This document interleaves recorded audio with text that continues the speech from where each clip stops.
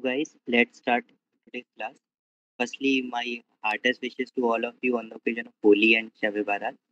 I hope सभी ने बहुत एंजॉय किया होगा. सभी एक बार प्लीज यस लिख दो अगर आज के लिए एक्साइटेड हो सभी.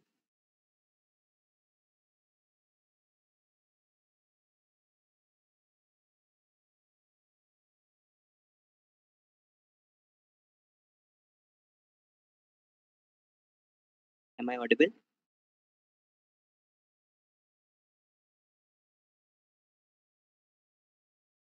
Okay cool. तो आज हम बहुत ही एक्साइटेड चीज़ें पढ़ने वाले हैं. जो हमारा आज का एम रहेगा वो ये रहेगा कि हम कुछ प्रोजेक्ट्स बनाएं, कुछ छोटे छोटे ऐसे प्रोजेक्ट डेवलप करें जिससे कि आगे हमारा एक कंसेप्चुअल बिल्डअप हो जिससे हम बड़े बड़े प्रोजेक्ट्स को भी डेवलप कर पाएं. तो आर्डिनो के ओके। बेसिक्स को हम पहले भी क्लास में समझ चुके थे.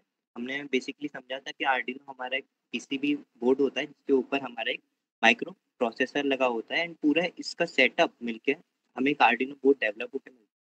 इसमें हमारी एनालॉग पिन्स होती हैं और इसके अलावा डिजिटल पिन्स होती हैं, पावर जैक्स होते हैं, यूएसबी पोर्ट, रीसेट बटन भी होता है, कुछ एलईडीज भी होती हैं इंडिकेशन के लिए एंड कुछ एक्स्ट्रा पिन्स भी होती हैं जो कि उसके खुद के बोर्ड प्रोग्रामिंग के लिए काम आती हैं, एक्सेट्रा एक्सेट्रा. हमने काफ़ी चीज़ें इसके बारे में समझी.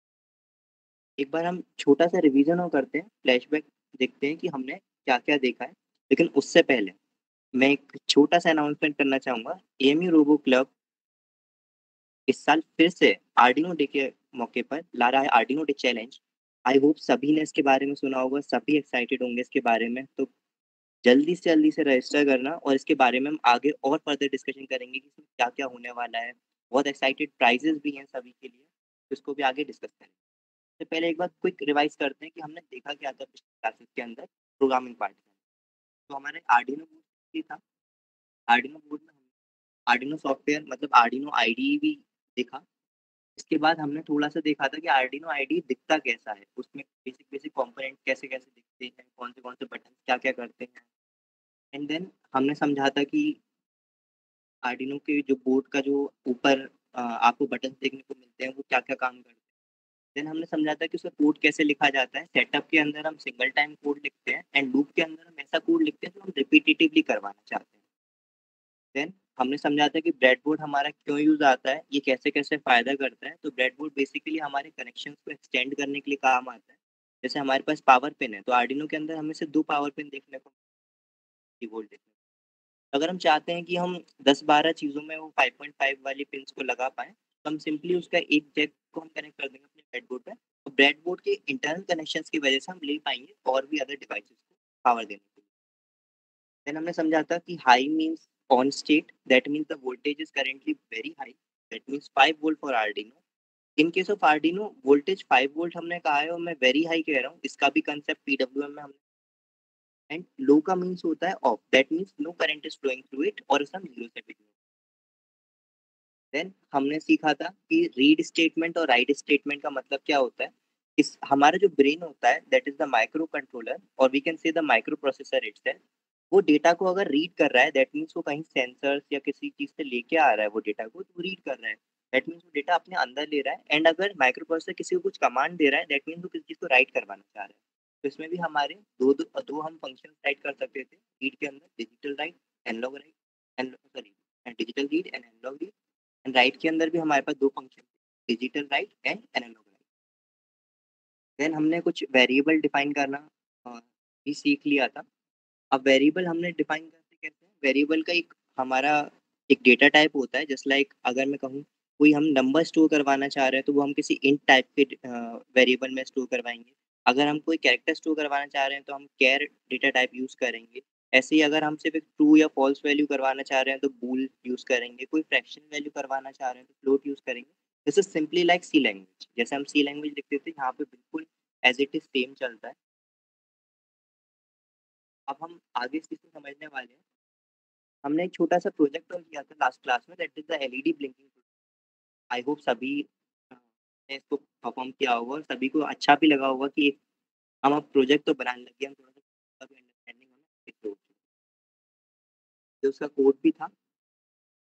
आज की क्लास में हम सबसे पहले बात करने वाले हैं एक्चुएटर्स की. तो सबसे पहला हमारे पास जो एक्चुएटर आ रहा है वो है पुश बटन, लेकिन उससे पहले हमें समझना होगा कि एक्चुएटर क्या है। तो कोई मुझे बता सकता है कि एक्चुएटर टर्म आपने कभी सुना और इसका मीनिंग क्या होता है?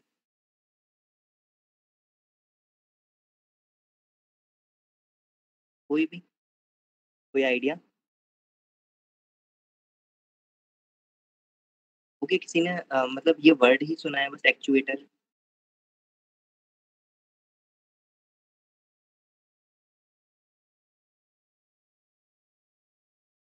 ओके, चलो मैं बताता हूँ।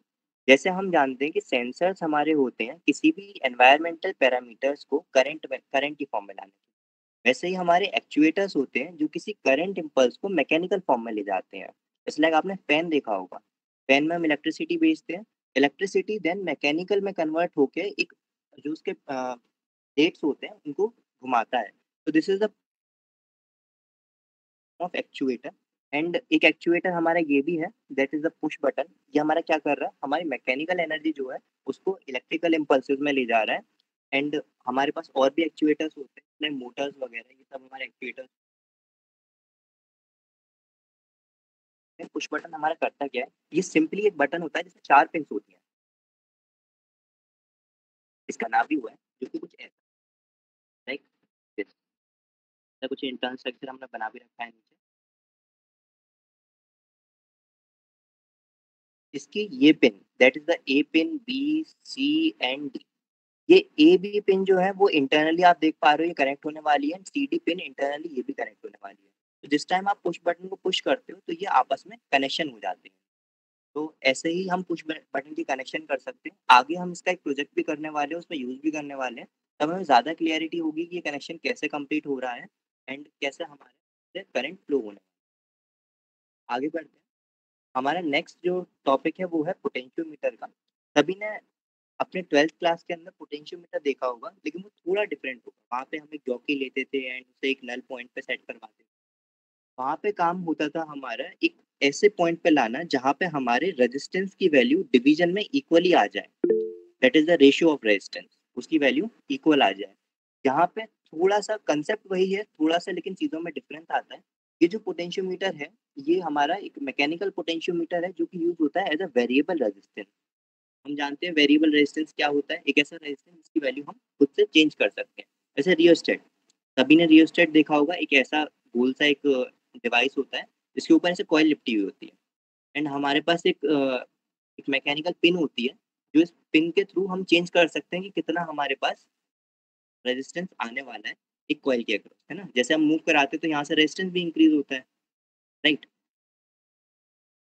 स्टेट की तरह ही बिल्कुल सेम हमारा पोटेंशियोमीटर होता है। पोटेंशियोमीटर का इंटरनल स्ट्रक्चर हमारा कुछ ऐसा होता है, लाइक अगर हम ध्यान से देखें, आपको सबको दिख रहा होगा यहाँ पे गोल रिंग बनी हुई है। ये गोल रिंग एक्चुअली में कुछ नहीं है, ये गोल रिंग एक्चुअली में बस एक रेजिस्टेंस है जो कि इसके अंदर हमने लगाया हुआ है।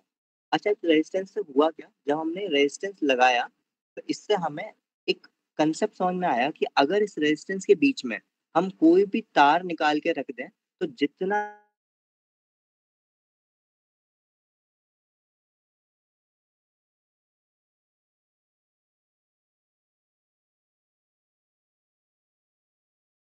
अगर मैं यहाँ बताऊँ तो मान लो मेरे पास ये 3 पिन्स हैं। इन 2 पिन्स के बीच में मैंने ऐसे करके एक बड़ा सा रेजिस्टेंस लगा रखा है। एंड मैंने यहाँ पे दिया है 5 वोल्ट एंड मैंने यहाँ पे दिया है 0 वोल्ट। इस पॉइंट, सबको क्लियरली स्क्रीन पे दिख रहा है? ओके।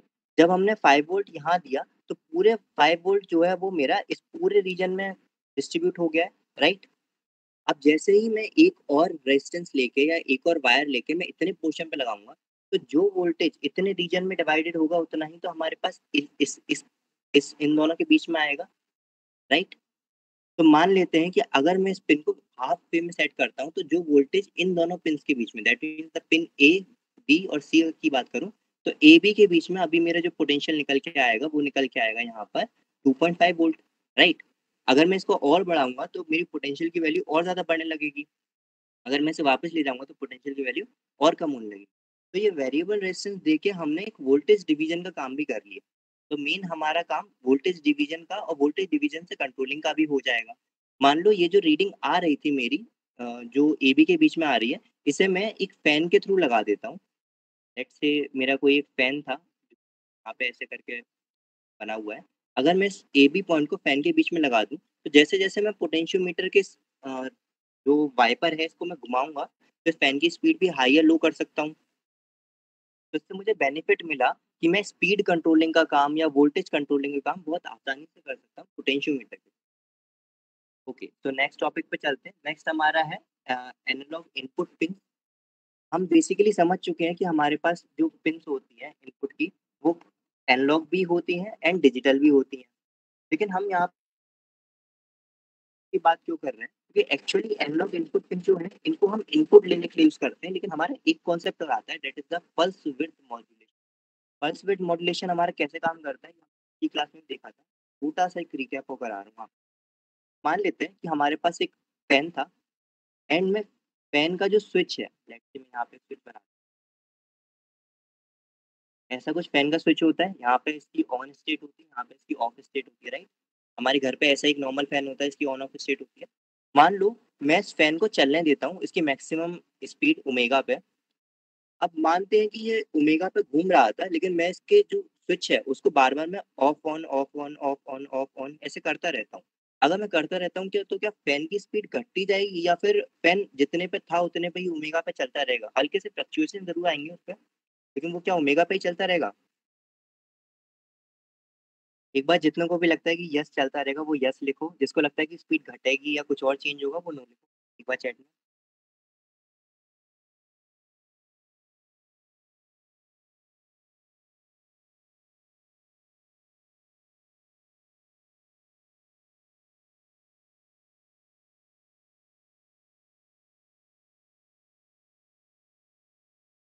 Yes, right Divyanshu. हमारी ये स्पीड जो ओमेगा है वो ओमेगा ही रहेगी। वो इस वजह से रहेगी क्योंकि करंट अ, बिल्कुल आ रहा है, फिर थोड़े टाइम के लिए ऑफ हो रहा है, फिर आ रहा है, फिर ऑफ हो रहा है, फिर आ रहा है। लेकिन एक्चुअली में क्या हो रहा है वो उस स्टेट को रिटेन करवा रहा है। तो यही कंसेप्ट हमारा यूज़ होता है पीडब्ल्यूएम के अंदर। जब हम पीडब्ल्यूएम पढ़ते हैं तो हमारा यही कंसेप्ट यूज़ होता है।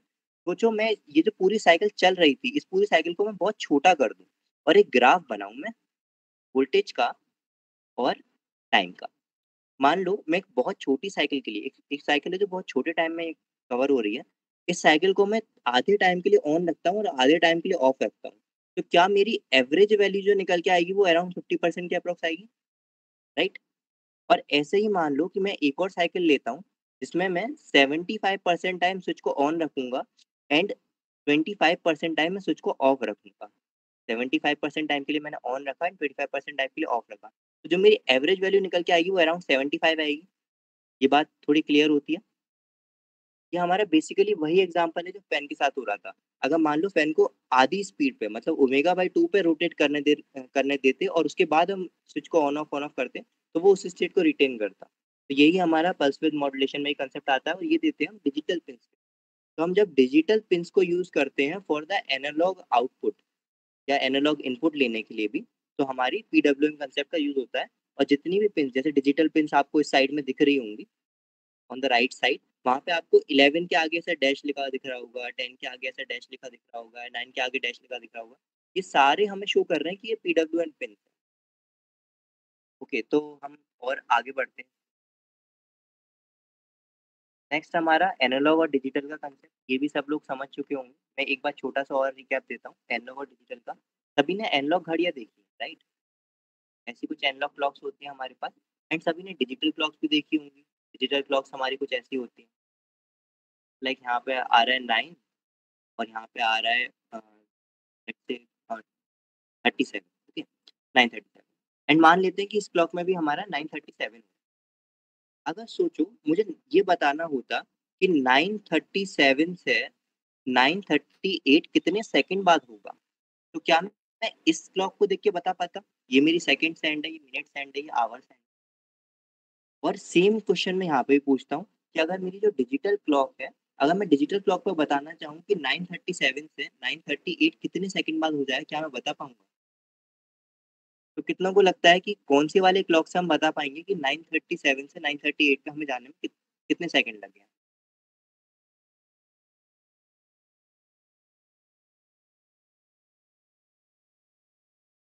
गेस करो, एनालॉग क्लॉक या डिजिटल क्लॉक, कौन बता पाएगी?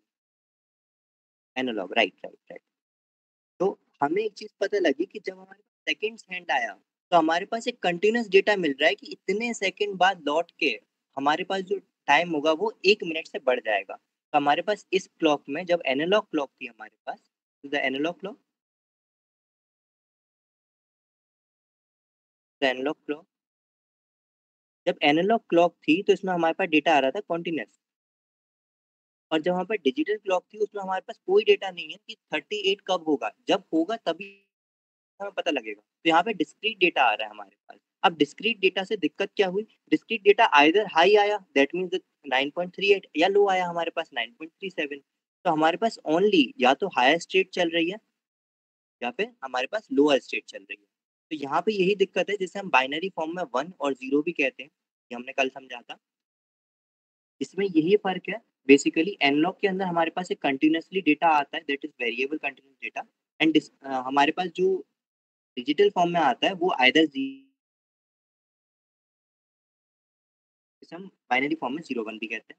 देन आगे बढ़ते हैं कंसेप्ट में थोड़ा और। तो हमारे पास कंसेप्ट आते हैं कि हम हमारे पास मान लो एनालॉग वैल्यूज आ तो रही, लेकिन क्या हर हर डिवाइस से ली गई एनालॉग वैल्यूज अलग अलग होंगी? क्या हमें सभी डिवाइसेस के लिए अलग अलग एनालॉग वैल्यू लेनी पड़ेगी? हमें पता कैसे लगेगा कि हाईएस्ट वैल्यू क्या है और लोएस्ट वैल्यू क्या है? इसके लिए हम एक स्केल मानते हैं जिसे हम कहते हैं 0 to 1023 का स्केल। ओके, 0 जब भी कभी हमारे माइक्रो प्रोसेसर में आएगा तो वो समझ जाएगा कि हमारी जो पिन्स हैं वो 0 वोल्ट रीड कर रही हैं या 0 वोल्ट डेटा को पास कर रही हैं। अगर हमारे पास कभी भी माइक्रो कंट्रोलर पे लिख के आता है 1023 या फिर हम कोड में लिख के डालते हैं 1023, तो फिर हमें पता लग जाएगा कि उस पिन से 5 वोल्ट देना है या उस पिन पे 5 वोल्ट आ रहा है। तो ये हमारे पास सिंपल कंसेप्ट है। और यहाँ पे प्रॉपर हमने स्केल भी बना रखा है। और ये लीनियर वेरिएशन है तो हमें समझ में आ जाएगा जब हमारे पास 512 वैल्यू होगी तो उसके अराउंड ही हमारा 2.5 वोल्ट आ जाएगा। एंड कभी भी हमें मान लो 2 वोल्ट निकालना है, 2 वोल्ट हम देख लेंगे इसी के लीनियर वेरिएशन से कि वो कहाँ आता है, सिंपली वो हमने सब पढ़ा ही है। अच्छा, एक चीज हमने ये मैपिंग जो करी इसका मतलब इसमें कोई किसी को डाउट है? जो हमने मैप किया है 0 से 5 वोल्ट को 1023 में, इसमें किसी को भी कोई डाउट हो?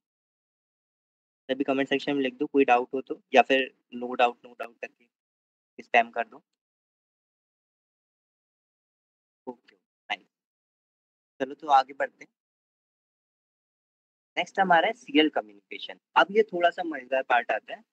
सोचो जितना भी हम आर्डिनो हमारा जो माइक्रो कंट्रोलर था उसके थ्रू जो हम दे रहे थे अपने सेंसर को या फिर एक्चुएटर से हम कोई डेटा दे रहे थे, अब उसको हम किसी डिस्प्ले पे भी तो दिखाना चाहेंगे। हम ये चाहेंगे ऑलवेज कि हमारी एक स्क्रीन आए जिस स्क्रीन के ऊपर हमारा सारा डेटा लिखते हुए आए, एंड उसके ऊपर ही हमारे कोई भी अगर टाइम स्टैम्प है तो वो टाइम भी हमारा लिखता हुआ आता रहे। एंड हम चाहते हैं कि कभी कभी कोई ग्राफ भी बन के आता रहे, तो ग्राफ वगैरह और ये सब दिखाने के लिए हमारे पास आर्डिनो के आईडी के अंदर एक चीज होती है दैट इज सीरियल मॉनिटर। इस चीज को दिखाने के लिए, डेटा को दिखाने के लिए, रियल टाइम डेटा जो आप दे रहे हो या जो आप देखना चाह रहे हो उसको दिखाने के लिए हमारे पास serial monitor. And Arduino IDE के अंदर अगर आप फाइल्स के ऑप्शन में जाओगे तो आपको एक ऑप्शन मिलेगा सीरियल प्लॉटर करके, तो वहाँ पे आप इनके ग्राफ भी देख सकते हो। अभी हम पहले सीरियल मॉनिटर को समझते हैं। सीरियल मॉनिटर क्या है? सीरियल मॉनिटर एक्चुअली में हमारे आर्डिनो से होने वाला connection that is Arduino to laptop का जो कनेक्शन है उस डेटा को हमारे कंप्यूटर स्क्रीन पे ला के रखता है। मैं आपको थोड़ा सा इंटरफेस भी दिखाता हूँ। लेट्स से ये ऐसा दिखता है हमारा सीरियल मॉनिटर। आपको दिख रहा है यहाँ पे sensor equals to 0 0 0 0, that mean sensor पे अभी 0 रीडिंग आ रही है माइक्रोफोन, और आउटपुट हमारा 0 0 0 0 यहाँ पे दिखा रहा है, दैट मीन हम जो डेटा भेज रहे हैं वो भी अभी हमने करेंटली 0 0 भेज रखा है। अगर कोई वेरिएशन आएगा तो वो भी यहाँ पे लिखा है। सारी इन्फॉर्मेशन हमारी यहाँ पे आ रही है। अगर मान लो हम अपनी स्क्रीन से ही कुछ इन्फॉर्मेशन भेजना चाहते हैं तो कुछ हम कोड लिखते हैं और ऊपर जो यहाँ पे सेंड का ऑप्शन है, ये जो बॉक्स मैसेज बॉक्स है, यहाँ से हम लिख के सेंड भी कर सकते हैं। तो यहाँ से आप टाइप करके वैल्यू भी दे सकते हो सेंसर को, तो आपको जरूरी नहीं है कोड में ही ऑलवेज चेंज करना पड़े। कुछ ऐसे मेथड भी होते हैं जिसके थ्रू आप यहाँ से भी वैल्यू चेंज कर सकते हो। ओके, यहाँ पे एक इंटरेस्टिंग चीज नीचे लिखी हुई है that is the baud rate. ये बॉड रेट कुछ नहीं है, बॉड रेट एक टाइप की फ्रीक्वेंसी है। ये फ्रीक्वेंसी कौन सी है? ये फ्रीक्वेंसी वो फ्रीक्वेंसी है जो बताती है कि हमारा जो डेटा ट्रांसफर हो रहा है दैट्स द बिट पर सेकंड, वो कैसा हो रहा है। जस्ट लाइक हमारा पहले मान लो 2 बिट ट्रांसफर हुए, देन 1 बिट ट्रांसफर हुआ, देन मान लो 0 बिट ट्रांसफर हुआ, देन अगेन 1 बिट ट्रांसफर हुआ, देन अगेन 2 बिट ट्रांसफर हुए। तो ये जितना भी डेटा हमारा बिट का प्लस कर करके आया, वो कितना डेटा ट्रांसफर हुआ है इन 1 सेकंड, ये हमें बताता है बॉड रेट। ओके, तो ये बॉड रेट हमारा कम्युनिकेशन का एक फ्रीक्वेंसी रेंज है। अब एक चीज़ और आती है कि ये बॉड रेट हमने यहाँ पे सेट क्यों किया? मान लो मेरे बोलने की स्पीड थोड़ी-सी ज़्यादा हो सकती है, थोड़ी-सी कम हो सकती है ना? मैं बहुत तेज़ कोई सेंटेंस बोल जाऊँ जो तुम्हें समझ ही ना आए, राइट? तो तुम कहोगे अरे यार क्या बोल गया? मुझे समझ में ही नहीं आया। लेकिन अगर मैं मान लूँ उसी स्टेटमेंट को बहुत ही ज़्यादा स्लो बोलूँ, तो तुम लोग कहोगे अरे यार इतनी स्लो बोल रहा था कि वो मुझे समझ में नहीं आया। तो एक कम्युनिकेशन का ऑलवेज़ एक स्पीड होनी चाहिए जो मेंटेन रहनी चाहिए। तो हमेशा हम यहाँ से बॉड रेट सेलेक्ट करते हैं जिससे कि हम जो भी सेंसर्स का बॉड मतलब सेंसर का डेटा देने का डेटा देने की स्पीड है, उसको मैच करवा सकें, जिससे कंप्यूटर और सेंसर में कभी कोई लैग ना आए। ओके, देन आगे बढ़ते हैं। अब सीरियल मॉनिटर को हम स्टार्ट कैसे करवाएँगे? मतलब अपने कोड में ऐसा हम क्या लिखें जिसकी वजह से सीरियल मॉनिटर स्टार्ट हो? तो हम अपने सेटअप वाले जो हमारा पार्ट होता है उसमें हम लिखते हैं सीरियल डॉट बिगिन। ये हमारा सीरियल जो हमारे सीरियल मॉनिटर को एक्टिव करवा देता है। इसमें बस एक खास ध्यान रखने वाली बात ये है, इसमें एस कैपिटल है। यहाँ पे वैसे हम कैमल केस लेते थे लेकिन एस जैसे ही हम जैसे ही हम सीरियल डॉट बिगिन लिखेंगे एंड देन पैरेंथेसिस लगाएँगे, तो हमारा जो भी सीरियल मॉनिटर है वो हमारी स्क्रीन के लिए एक्टिव हो जाएगा। मतलब हमारा डेटा सीरियल मॉनिटर पे जाना शुरू हो जाएगा। अब ये जो पैरेंथेसिस है इसके अंदर हमें कोई पैरामीटर देना है, तो इसके अंदर पैरामीटर वो बॉड रेट ही है। हम यहाँ पे बॉड रेट डिफाइन करते हैं जो कि जनरली मतलब हमारे काम के लिए वो आता है 9600। अगर आप बहुत हायर प्रोजेक्ट्स को बना रहे हो तो आप इस बॉड रेट को ऊपर बढ़ाते जाते हो जस्ट लाइक इसका डबल या इसका ट्रिपल करते जाते हो। बट हमारे नॉर्मल केसेस में 9600 is enough for us. Okay, then आगे बढ़ते हैं। देन हमारा मान लो कोई भी हमारे पास हम कोई सेंसर वैल्यू ले रहे हैं तो उसके लिए हमने सेंसर वैल्यू नाम का एक वेरिएबल बनाया। Let's say int sensor value हमने कोई वेरिएबल बना लिया एंड देन उसमें हम कोई डेटा ले रहे हैं एनालॉग पिन से, तो हम या फिर डिजिटल पिन से मान लो, तो हमने एक एनालॉग सॉरी एनालॉग रीड लिखा एंड देन हमने उस पिन का नाम लिख दिया। लेट्स से उस पिन वो पिन थी 9, तो हमने एनालॉग रीड 9 लिख दिया। अब ये जो एनालॉग रीड के थ्रू 9 पिन पे जो डेटा आ रहा है वो सारा का सारा मेरा सेंसर वैल्यू वाले इस वेरिएबल में स्टोर हो जाए।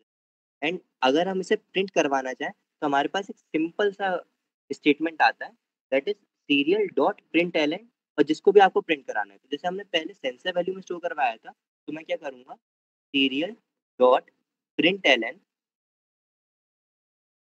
Elon is for new line. अगर आप एलन नहीं लगाते तो अभी कोई इश्यू नहीं है, लेकिन वो एक साथ ऐसे फिर लाइन में ऐसे आने लगेगा। अगर एलन लगाते हो तो आपका डेटा ऐसे आएगा, स्टैक करके आएगा।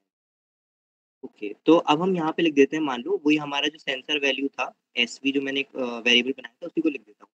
आपका जो सीरियल मॉनिटर है, उसपे आपके सारी सारी डेटा आने लगेगा 1 बाय 1। लाइक मान लेते हैं हमारा सीरियल मॉनिटर, तो सारा हमारा डेटा आने लगेगा जो सेंसर वैल्यू नाम नाम के वेरिएबल में स्टोर करता हूँ। अब नेक्स्ट और आगे बढ़ते हैं। पीडब्ल्यूएम का कांसेप्ट अभी हमने सब समझ ही लिया।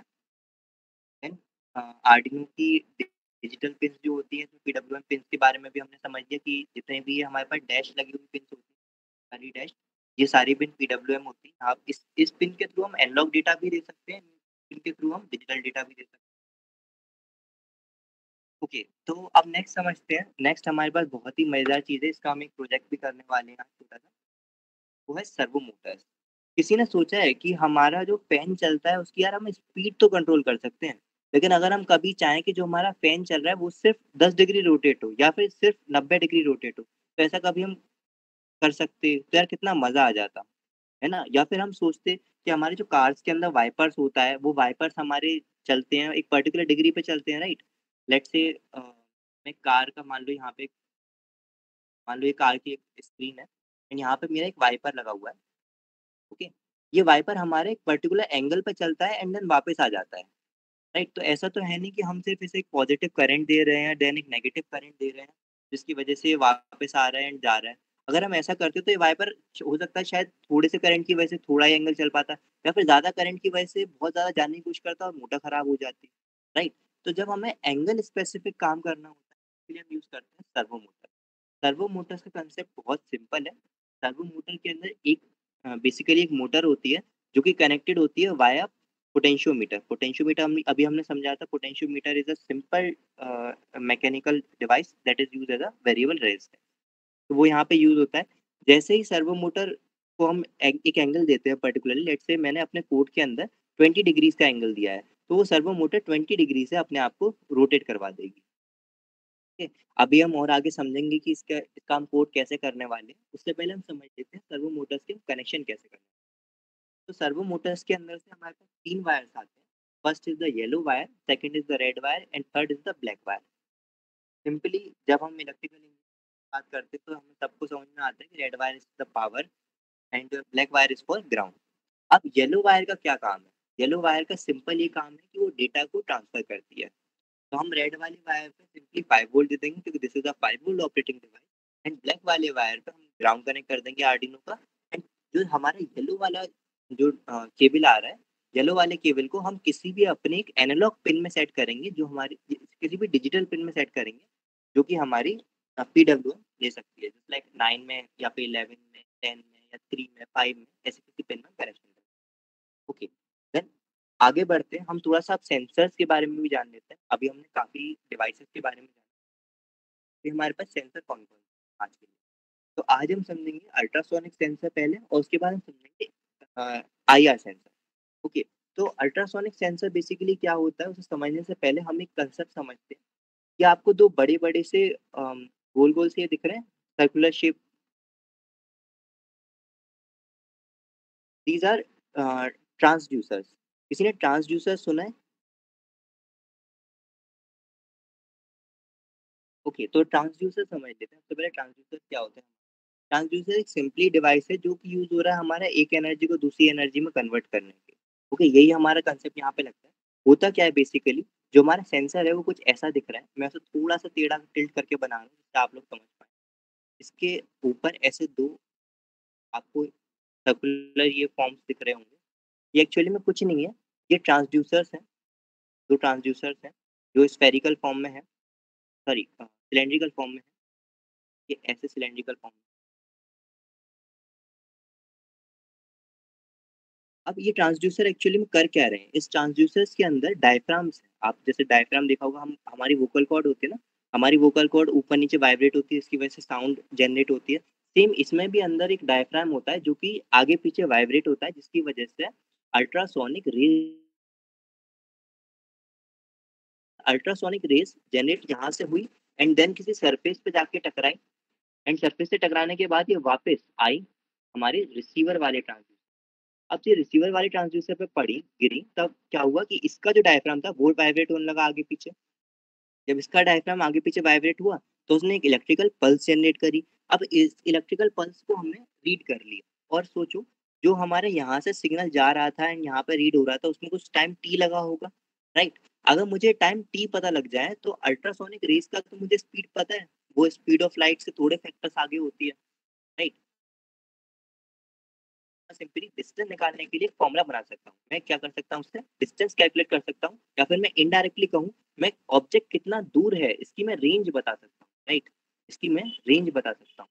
तो हम सिंपली एक फॉर्मूला यूज़ करते हैं यहाँ पे, that is distance is equals to half of T into C. C is the speed of ultrasonic in a particular medium.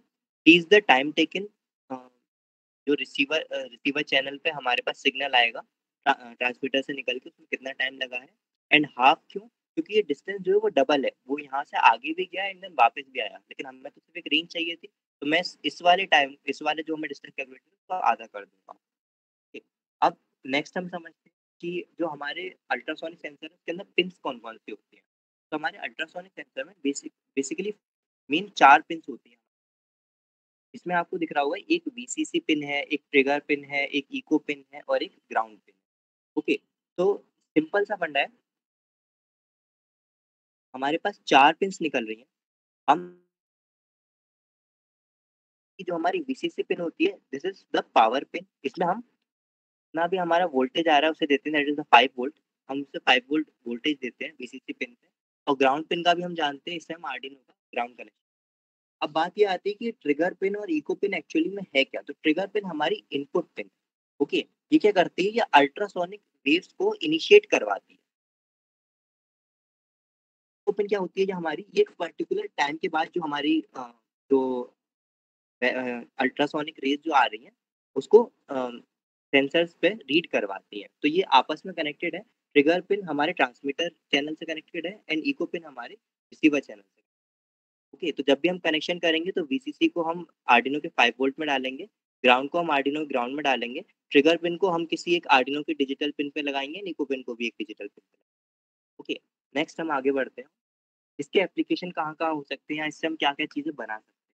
सोचो हमें एक ऐसी कार बनानी है जो कि अपने सामने आने वाले ऑब्स्टिकल्स को डिटेक्ट कर सके एंड देन अपने आप को मूव करवा सके। तो हम सिंपल क्या करेंगे, एक कार बनाएँगे, उसके ऊपर हम एक अल्ट्रासोनिक सेंसर लगा देंगे एंड अल्ट्रासोनिक सेंसर से हम ऐसी रीडिंग सेट कर देंगे अपने कोड के अंदर कि अगर हमारा 1 फुट से ज़्यादा डिस्टेंस पे कोई ऑब्जेक्ट आ जाए तो हमारी कार को रोटेट करवा दो आइदर राइट साइड और लेफ्ट साइड और बैकवर्ड, जैसा हम चाहते हैं, वैसा हम उसे प्रोग्राम कर देंगे। जब भी हमारे सामने कभी एक ऑब्स्टिकल आएगा, फिर कोई एक वॉल आएगी या फिर कोई भी हिंड्रेंस आएगा, तो कार ऑटोमेटिकली अपना पाथ ढूँढ लेगी, अपना पाथ खुद बना लेगी। इसके अलावा मान लो हमें वैलीज़ की या माउंटेन्स की हमें डिस्टेंस कैलकुलेट करनी है, रेंजेस कैलकुलेट करनी है, तो उसके लिए भी हम इसका यूज़ करते हैं। देन नेक्स्ट हमारे पास है इंफ्रारेड सेंसर। तो इंफ्रारेड सेंसर भी ऐसे ही काम करता है जैसे हमारा अल्ट्रासोनिक काम करता था, बस यहाँ पे हम इंफ्रारेड लाइट का यूज़ करते हैं। आपको आगे 2 छोटे-छोटे से एलईडीज़ या बल्ब जैसे दिख रहे होंगे। ये बेसिकली जो एलईडीज़ आपको दिख रहे हैं ना, एक एलईडी तो नॉर्मल है, हमारी एलईडी ही है, दूसरी एलईडी है हमारी photo diode. First LED is the normal LED and second is the photo diode. अब ये नॉर्मल एलईडी क्या करती है? नॉर्मल एलईडी फ्लैश जनरेट करती है, जो फ्लैश किसी एक रिफ्लेक्ट के वापस आता है एंड देन फोटो डायोड पे गिरता है। अब ये दोनों है तो डायोड, डायोड की प्रॉपर्टी होती है, एक हमने स्पेशल केस ऑफ डायोड में पढ़ा है कि जब इसके ऊपर फोटो डायोड के ऊपर लाइट गिरती है, तो ये अपने इलेक्ट्रिकल करंट को यहाँ से अराउंड फ्लो करने देता है। तो हमारे पास जब भी कभी एक सिग्नल जो एलईडी ने भेजा है, वो फोटो डायोड पे गिरेगा, तो हमें बेसिकली पता लग जाएगा कि हमारे रिफ्लेक्टिंग सरफेस या व्हाइट सरफेस आगे है। मान लो हमें किसी दिन पॉटहोल डिटेक्ट करने होते, तो हम आईआर सेंसर का यूज़ कर सकते थे। हम अपने व्हीकल के आगे आईआर सेंसर लगा देते हैं and let it read the data which is coming from the ground. अब जब भी कभी एक पॉटहोल आता, तो पॉटहोल आने की वजह से वो लाइट रे हमेशा अंदर जाती, लेकिन कभी वापस नहीं आती फोटो डायोड के ऊपर। तो हमें पता लग जाता ओके, अब हमारे सामने कोई पॉटहोल आ चुका है, तो हम अपनी गाड़ी को रोक लेते हैं या फिर अपना पाथ चेंज कर लेते हैं, इससे हम बच जाएँ। तो सेफ्टी पर्पसेज़ से भी हम इसे यूज़ करते हैं। अब इसमें हमारे पास जो पिन्स होती हैं, वो पिन्स कौन सी होती है, वो भी समझ लेते हैं। हमारे पास में बेसिकली इस सेंसर के अंदर 3 पिन्स होती हैं।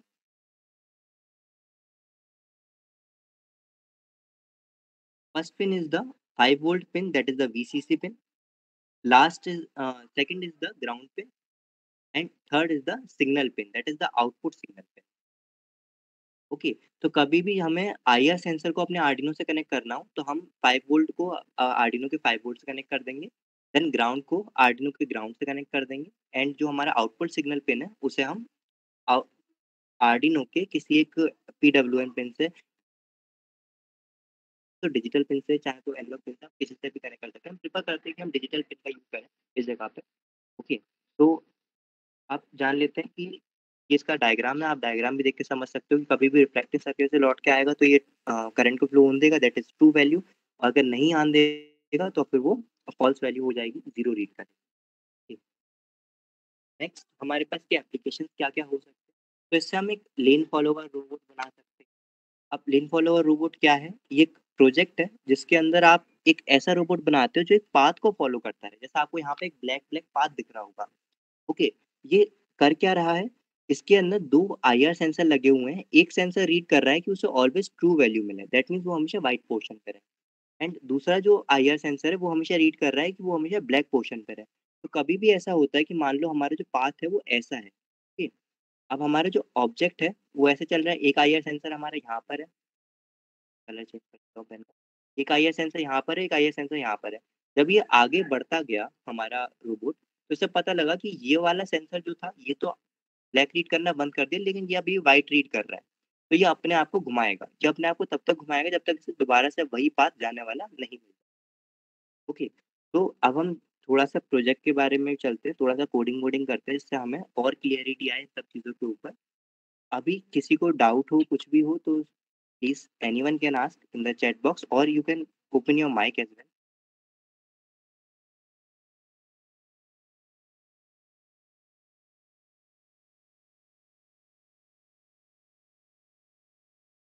एंड कोई भी डाउट ना हो, सब चिल हो तो प्लीज़ एक बार कम।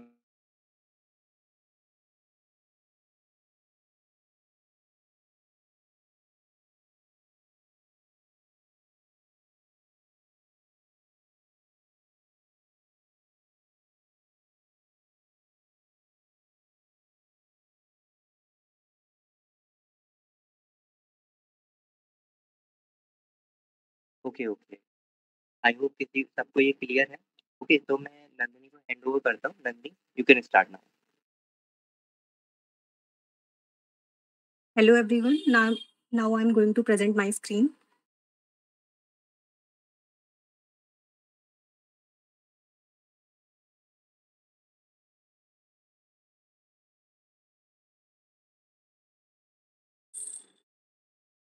तो अब तक जितना भी हमने पढ़ा उस सबको हम इम्प्लीमेंट करने वाले हैं। हमारे कुछ छोटे-छोटे प्रोजेक्ट्स हम बनाने वाले हैं आज।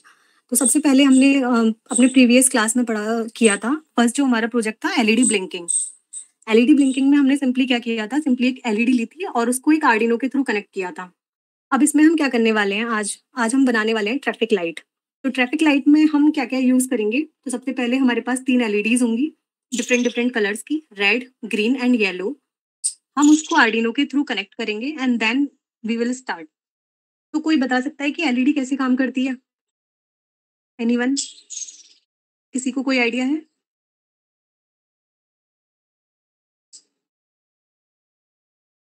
एलईडी होती क्या है? अच्छा, कोई भी बता दो।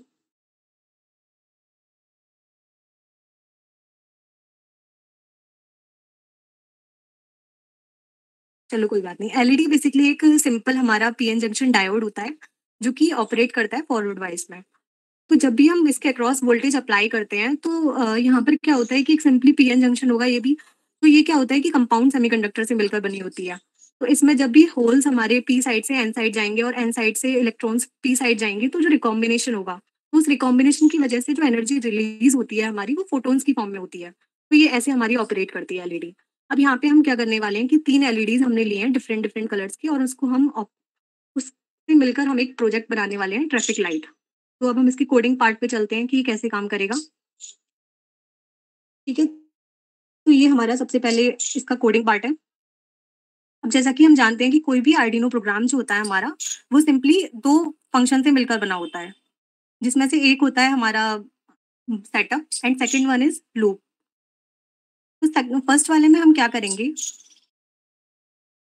सेटअप में हम क्या करते हैं कि जो भी चीज़ें जो भी हम यूज़ कर रहे हैं, जैसे कि हमने एलईडीज़ यूज़ की हैं, तो हम उसको कौन-सी पिन से यूज़ कर रहे हैं और उसको हम किस मोड में यूज़ कर रहे हैं। तो उसके लिए हम हैं सेटअप में। तो सबसे पहले हमने यहाँ पे लिया है फर्स्ट हमने एलईडी जो ली थी, प्रीवियस हम देख सकते हैं कि उसको हमने कौन-सी पिन से कनेक्ट किया है 8 नंबर पिन से। एंड सेकंड हमने जो यूज़ किया है उसको हमने कनेक्ट किया है 3 से एंड थर्ड वन को हमने सेकंड से। तो सिमिलरली हमने यहाँ पर यही चीज़ बताई है कि हमने कौन-सी पिन से क्या कनेक्ट किया है। तो यहाँ पर हम क्या कर रहे हैं क्योंकि एलईडी क्या है, एलईडी हमें एक आउटपुट देगी। जब हम उसे कुछ इनपुट प्रोवाइड करेंगे, कुछ वोल्टेजेस हम देंगे उसे, तो वो क्या करेगी हमें इल्यूमिनेट करेगी। तो हम उसे क्या कर रहे हैं एज़ अ आउटपुट हम उसे यूज़ कर रहे हैं यहाँ पर। तो यहाँ पर फिर हमारा सेटअप है। सेटअप में हमने ये किया है। सेटअप क्या करेगा कि सेटअप जो होगा वो एक बार रन करेगा जैसे ही हम आर्डिनो को पहले पावर देंगे। अब यहाँ पे ये फंक्शन है पिन मोड। अगर मान लीजिए यहाँ पर हम स्विच भी यूज़ करते हैं, तो स्विच को हम कैसे किस मोड में यूज़ करते हैं? कोई बता सकता है आउटपुट या इनपुट?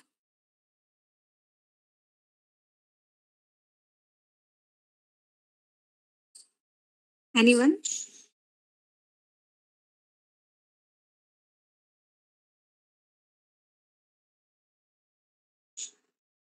इनपुट। फिर क्या है कि जब हम स्विच को अगर मान लीजिए यूज़ करते हाँ, एग्ज़ैक्टली इनपुट। तो स्विच हमने घरों में भी देखा है कि स्विच को जब हम किस स्टेट में होता है, या तो वो ऑन होगा या वो ऑफ होगा। तो जब हम उसे कुछ इनपुट दे रहे हैं, तो यहाँ पे हमारा स्विच हमने यूज़ नहीं किया है, अब हम उसे आगे यूज़ करेंगे। तो अब हम इसके लूप वाले पार्ट पे चलते हैं। लूप क्या करता है? लूप यहाँ पे कंटीन्यूअसली रन करेगा सेटअप बाद। तो लूप का काम क्या है कि ये चेक करेगा वोल्टेजेस को। अब यहाँ पे हमने डिजिटल राइट किया है 8 हाई।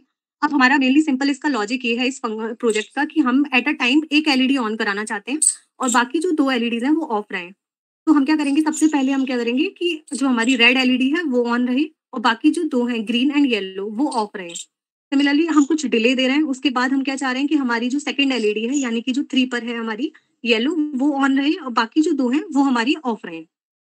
एंड थर्ड वन यही। तो इसके लिए हम क्या यूज कर रहे हैं, हम डिजिटल राइट कमांड यूज कर रहे हैं। वो क्या करेगी, ये एक हाई मतलब जो भी हम जैसे मान लीजिए हम हाई स्टेट दे रहे हैं तो हाई स्टेट का मतलब है हम उसको अलाउ कर रहे हैं 5 वोल्ट को सेंड करने के लिए आउटपुट की पिन पे। तो यहाँ पर हमने डिजिटल राइट में 2 आर्गुमेंट्स लिए हैं, एक है पिन नंबर और एक है उसकी स्टेट हम क्या ले रहे हैं, हाई है।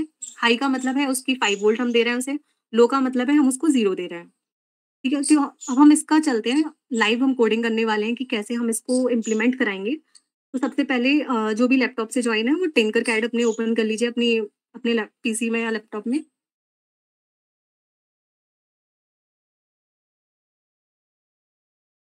तो यहाँ पर हम इसको इम्प्लीमेंट करने वाले हैं लाइव। तो सबसे पहले हमें क्या क्या चीज़ों की ज़रूरत पड़ने वाली है, कोई बता सकता है?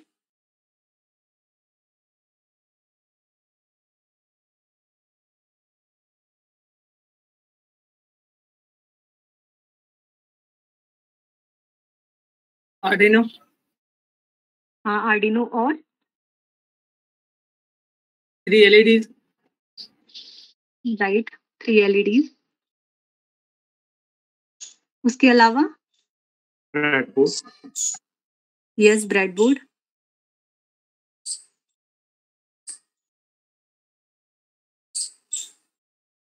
एक और रह गया। arithmetic registers, yes. तो यहाँ पे रजिस्टर का काम क्या है, कोई बता सकता है? to limit the current. Yes, right.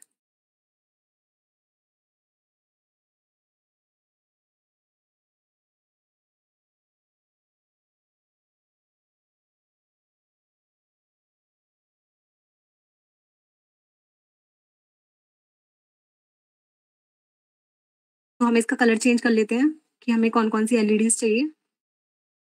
Yellow and green. ये एक्स्ट्रा आ गई है, इसको हम डिलीट कर देते हैं।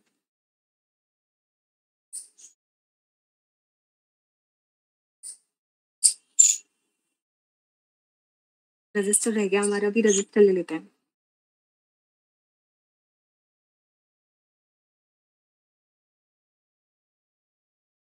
तीन रजिस्टर की हमें जरूरत है यहाँ पे।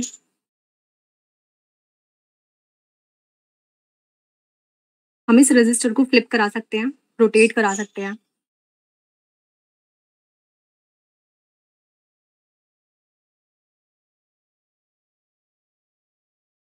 सिमिलरली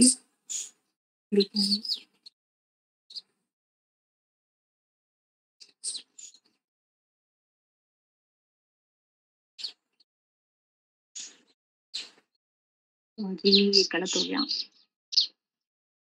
रीड कर देते हैं।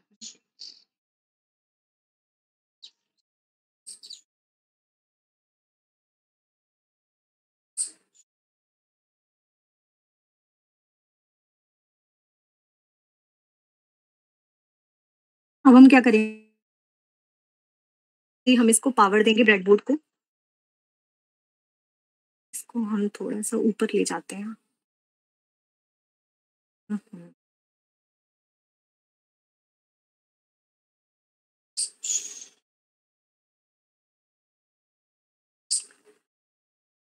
सबसे पहले हम पॉजिटिव टर्मिनल को किससे कनेक्ट करेंगे, +5 वोल्ट से।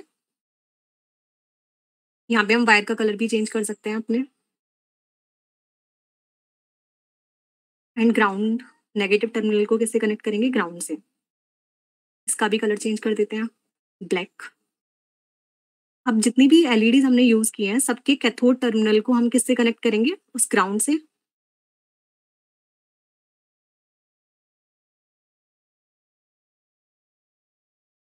और जो एनोड है हमारा एलईडीज का, जो रजिस्टर के थ्रू हमने उसे कनेक्ट किया है, सबको हम किससे कनेक्ट करेंगे? आर्डिनो की पिन से। तो फर्स्ट वाले को हम कनेक्ट कर रहे हैं 8 से, सेकंड को हम कनेक्ट कर रहे हैं 3 से। हम किसी भी पिन से कनेक्ट कर सकते हैं, जितनी भी हमारी डिजिटल पिन हमने यूज किया है। यहाँ पे कलर भी चेंज कर देते हैं इसका।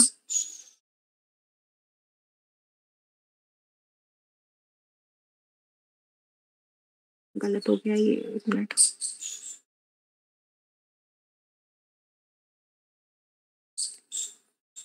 अब ये हमारा सर्किट डायग्राम जो है इसका कंप्लीट हो गया है, इसका सेटअप। अब हम कहाँ जाएंगे? इसके कोडिंग पार्ट पे।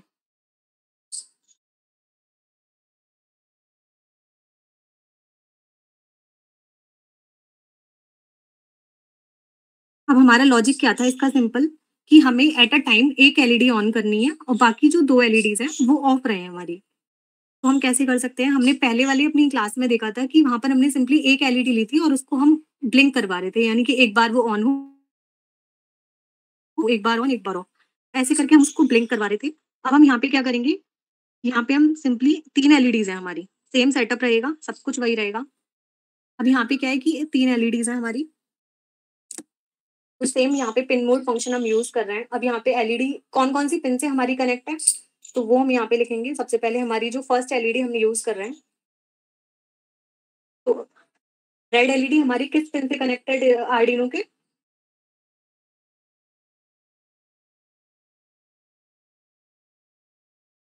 8 पिन से।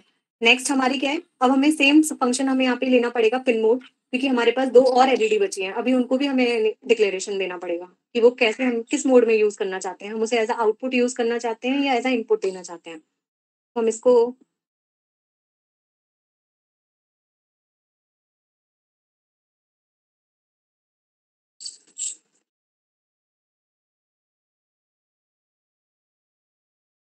सेकेंड एलईडी हमारी 3 डिजिटल पिन से कनेक्ट है, एंड सिमिलरली जो हमारी थर्ड एलईडी है वो सेकंड से कनेक्ट है। तो ये हो गया हमारा पिन का सेटअप। अब हम आते हैं लूपिंग पार्ट पे। लूप में हम क्या करना चाह रहे हैं कि हम सबसे पहले अपनी रेड एलईडी ऑन रहे हमारी, और बाकी जो 2 एलईडीज हैं यानी कि ग्रीन एंड येलो, दोनों हमारी ऑफ रहे हैं। तो हम क्या करेंगे? यहाँ से ये वाला पार्ट हटा देंगे, या सिंपली ये हटा देते हैं।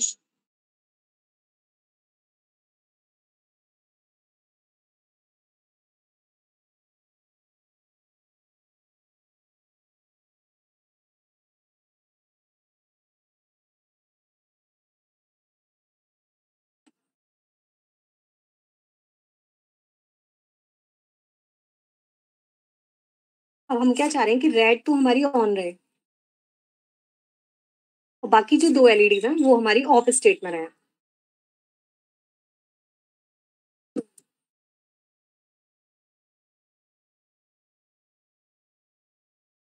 तो हमें इसको भी लो करना पड़ेगा, क्योंकि हम चाह रहे हैं सिर्फ रेड ही ऑन रहे एट अ टाइम।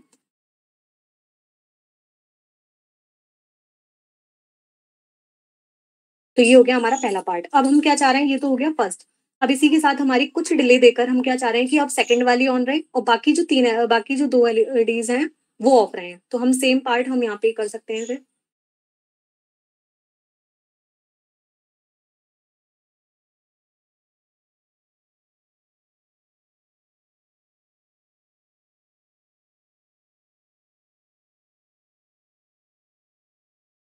अब हम क्या चाह रहे हैं कि हमारी जो 8 एलईडी थी वो लो स्टेट रहे और 3 जो है वो हाई रहे। सिमिलरली थर्ड केस हमारा क्या होगा कि जो हमारी सेकंड है वो हाई रहे और बाकी की जो 2 हैं वो ऑफ रहे। डिले हम थोड़ा बढ़ा देते हैं जिससे कि हमें इजीली विजिबल हो।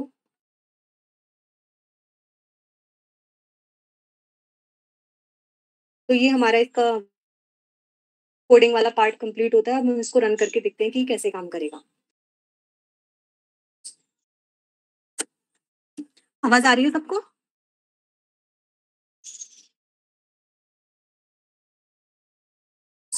Yes yes.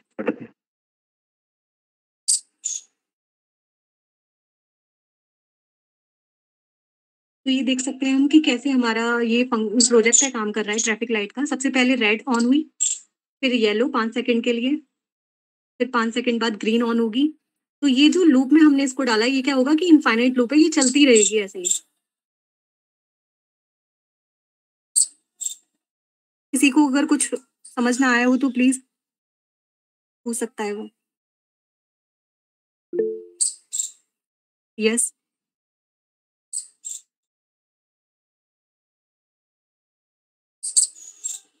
दीदी मुझे ये पूछना था कि क्या मोहम्मद इसके शोभित अंदर जी जी ये 8 बोलिए।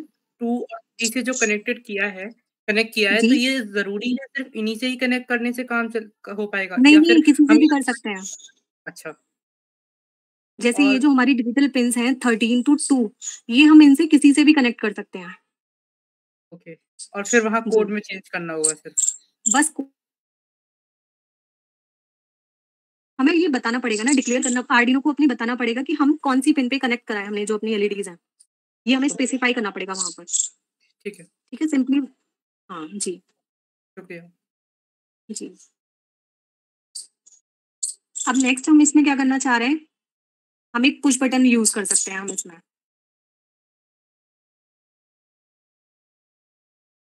तो हमें यहाँ से सिंपली क्या लेना पड़ेगा, एक पुश बटन लेना पड़ेगा। पुश बटन का ऋतिक ने पहले ही डिस्कस किया था उसमें कि कैसे पुश बटन काम करता है हमारा।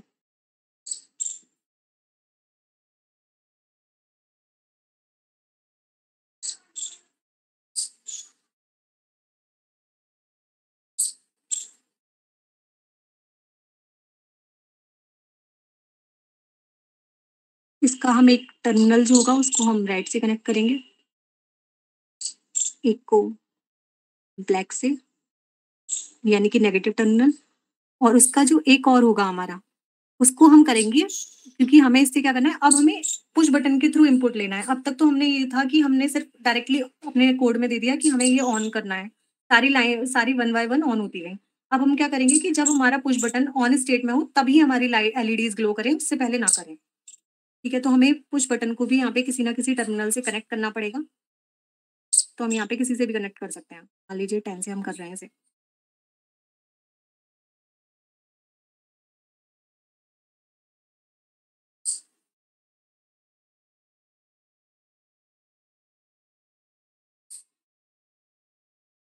अब हम इसके कोडिंग पार्ट पे आते हैं कि कोडिंग में क्या चेंजेस होंगे। तो जब हमने यहाँ पे, जैसे कि मैंने स्टार्टिंग में ही बताया था कि अगर हमने एलईडीज यूज किए हैं तो वो क्या कर रही है, हमें कुछ आउटपुट दे रही हैं। तो हमें उसका मोड क्या रखा, उसका मोड रखा आउटपुट। अब यहाँ पे हम क्या यूज करेंगे, स्विच यूज कर रहे हैं। अब स्विच जब हम यूज करेंगे तो हमें उसका मोड बताना पड़ेगा कि उसका मोड क्या है। तो सबसे पहले हम सेम यही चीज रखेंगे।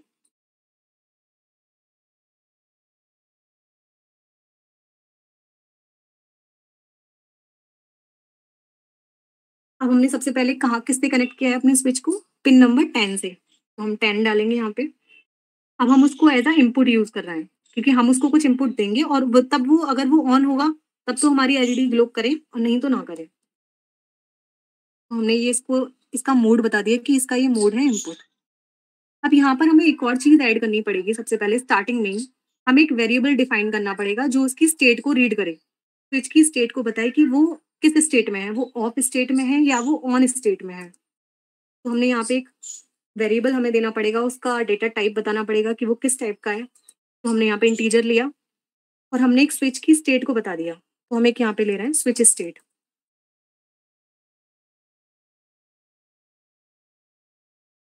तो इनिशियली हम क्या रख रहे हैं कि वो 0 स्टेट पर है। अब हम इसके लूपिंग पार्ट पे आते हैं, लूप में, लूप वाले फंक्शन में। तो यहाँ पे अब ये क्या करेगा, ये पहले चेक करेगा कि स्विच की स्टेट क्या है।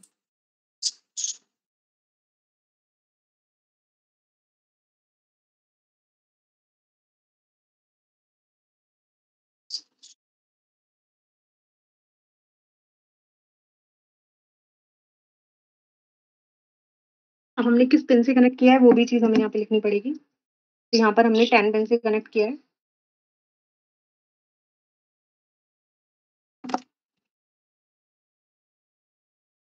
तो ये सबसे पहले यहाँ पे एक गलती हो गई एक।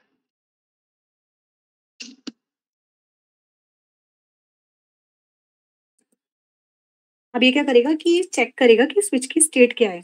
अब यहाँ पे अगर मान लीजिए कि स्विच की जो स्टेट है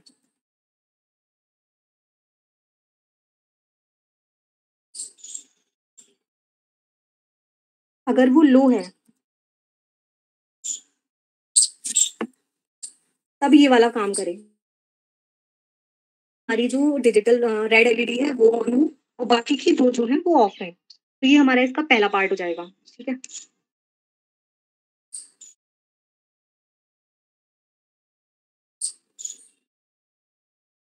अब नेक्स्ट इसका क्या है कि एल्स फंक्शन हम लगाएंगे कि अगर मान लीजिए अगर वो हाई है तब।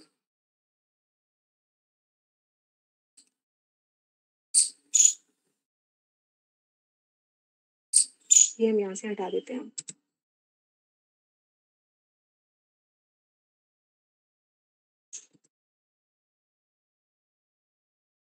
तब ये वाली स्टेट हो। ठीक है। अब हम इसको एक बार रन करके देखते हैं कि ये कैसे काम करेगा।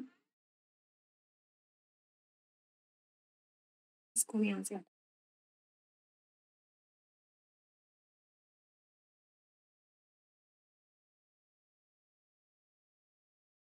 तो डिजिटल रीड का समझ में आया किसी को? डिजिटल रीड क्या करेगा यहाँ पे? ये बेसिकली क्या करेगा, ये वोल्टेज को चेक करेगा कि इस पिन पर जो हमने जिस भी पिन से ये कनेक्ट किया है उस पर वोल्टेज है या नहीं। अगर उस पर वोल्टेज है इसका मतलब वो हाई स्टेट पर है। अगर उस पर वोल्टेज नहीं है तो इसका मतलब वो लो स्टेट पर है। और हाई स्टेट और लो स्टेट कैसे पता लगेगा? जब हम इस स्विच को प्रेस करेंगे तब ये एक हाई स्टेट होगी और जब ये स्विच को हम लूज कर देंगे मतलब छोड़ देंगे तो यहाँ पर क्या होगा, एक लो स्टेट हो जाएगी। तो हम इसको रन करके देखते हैं।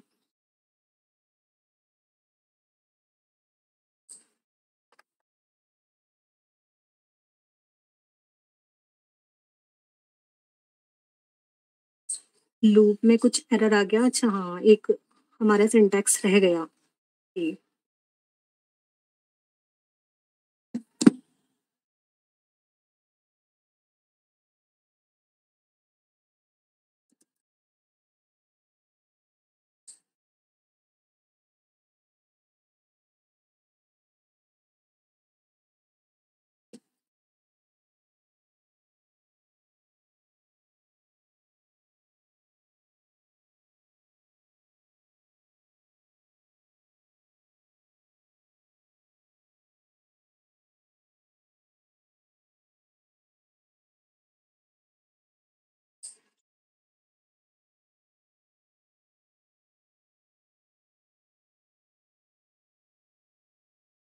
ये ऑन नहीं हो रहा है।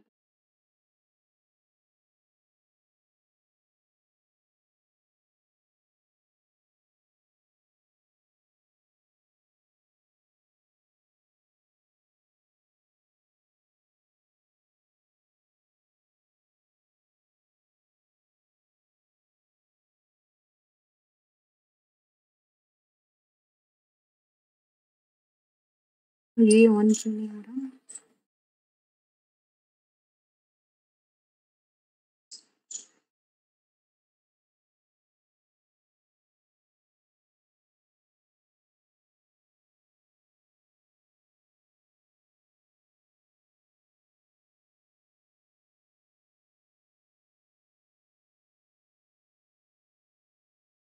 आई थिंक कोई इशू नेटवर्क का कुछ लग रहा है मुझे, इसमें ये ऑन नहीं हो रहा है।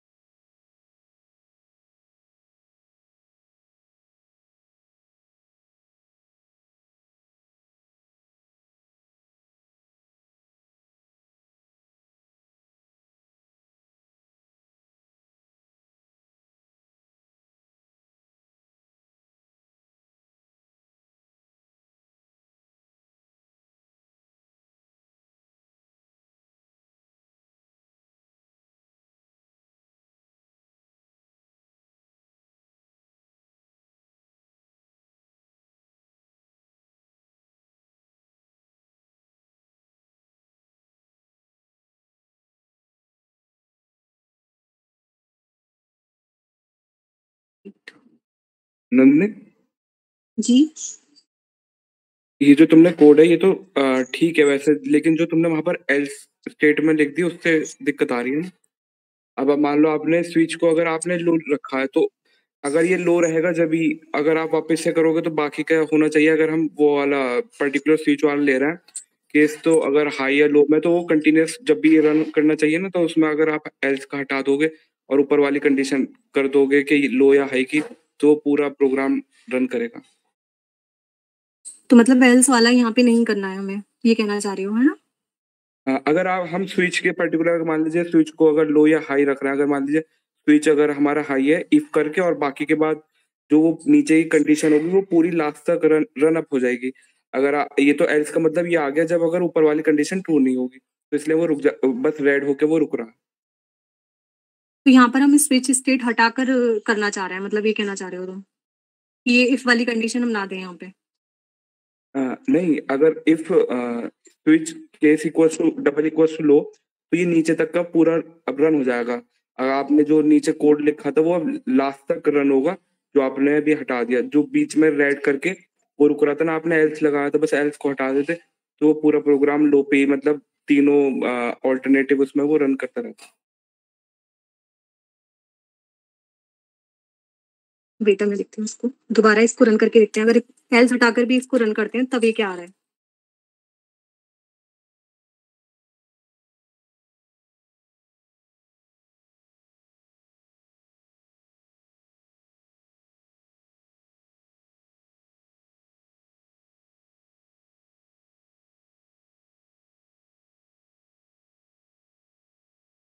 अब ये काम कर रहा है। अब ये हमने क्योंकि नीचे वाला पार्ट हटा दिया इसका ग्रीन एलईडी वाला, तो इसलिए ग्रीन वाली ग्लो नहीं कर रही है।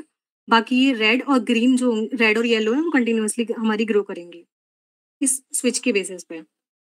अगर हम इसको प्रैक्टिकली करते तो हम उस वहां पर क्या करते, स्विच को प्रेस करते तब ये हमारी ऑन और ऑफ होती, लेकिन यहाँ पर ये खुद ही इसकी स्टेट को रीड कर रहा है।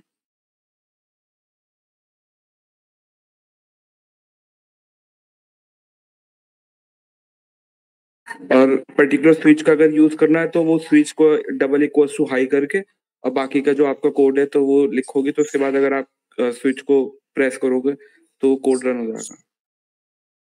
ठीक है, थैंक यू सारे। तो नेक्स्ट हमारा जो अब इसमें आने वाला है, नेक्स्ट हमारा कोड है इसका सर्वो मोटर वाला। सर्वो मोटर का अभी हमने देखा था। सर्वो मोटर हमारी कैसे काम करती है, एक स्पेसिफिक एंगल पे काम करती है, 0 to 180 डिग्री तक ये रोटेट करेगी जब हम इस पे कुछ इनपुट देंगे। ठीक है, अब इसका हम फंक्शन देख लेते हैं एक बार कि कैसे ये कोड कर रहा है, कैसे काम करेगा।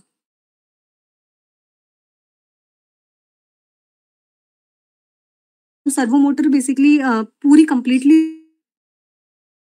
क्या करेगी, एक हाफ सर्कल में रोटेट करेगी।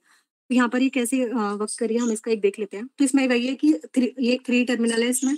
एक हम इसको प्लस वीसीसी से कनेक्ट करेंगे और इसको एक ग्राउंड देंगे, और एक को सिंपली हम किससे कनेक्ट करेंगे, डिजिटल पिन से, जिससे कि हम उससे उसका आउटपुट ले सकें। तो यहाँ पर हमारा ये इसका प्रोग्राम है। तो सबसे पहले हम क्या करा रहे हैं, has include servo dot H. Servo dot H क्या है हमारा यहाँ पे, ये एक लाइब्रेरी है जिसको हमें इंक्लूड कराना पड़ेगा और उसके फंक्शंस को यूज करना है हमें। तो ठीक है, नेक्स्ट हमारा क्या है, जैसे हमने सी प्रोग्रामिंग में देखा था, वहां पर हम क्या इंक्लूड कराते थे, stdio.h।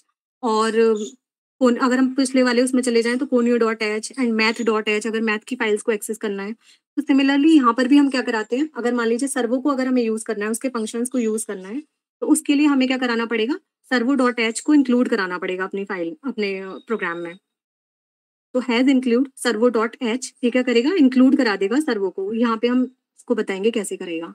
अब इसके लिए फिर नेक्स्ट हमारा क्या है, नेक्स्ट है इसका सर्वो माई सर्वो। माई सर्वो क्या करेगा, ये एक सर्वो ऑब्जेक्ट क्रिएट करेगा। यानी कि जो भी हम क्रिएट करने वाले हैं अपने प्रोग्राम में, उसको हम क्या कर रहे हैं कि मतलब एक नाम दे देंगे कि हमारे जो हम जो यूज कर रहे हैं उसका नाम है माई सर्वो, और उसके थ्रू अब हम अपने सर्वो को कंट्रोल करेंगे। तो जितने भी सर्वो लाइब्रेरी के जितने भी फंक्शंस होंगे, जितने भी कैपेबिलिटीज होंगी, वो सारी की सारी सर्वो लाइब्रेरी क्या करेगी, वो माई सर्वो को ऑफर करेगी। ठीक है, अब नेक्स्ट हमारा बेसिकली इस प्रोग्राम में हम कर क्या रहे हैं कि हम एक सर्वो मोटर ले रहे हैं और उसको हमें रोटेट कराना है 0 से 180 डिग्री तक कंटिन्यूअसली, और 180 degree to 1, 180 degree to 0।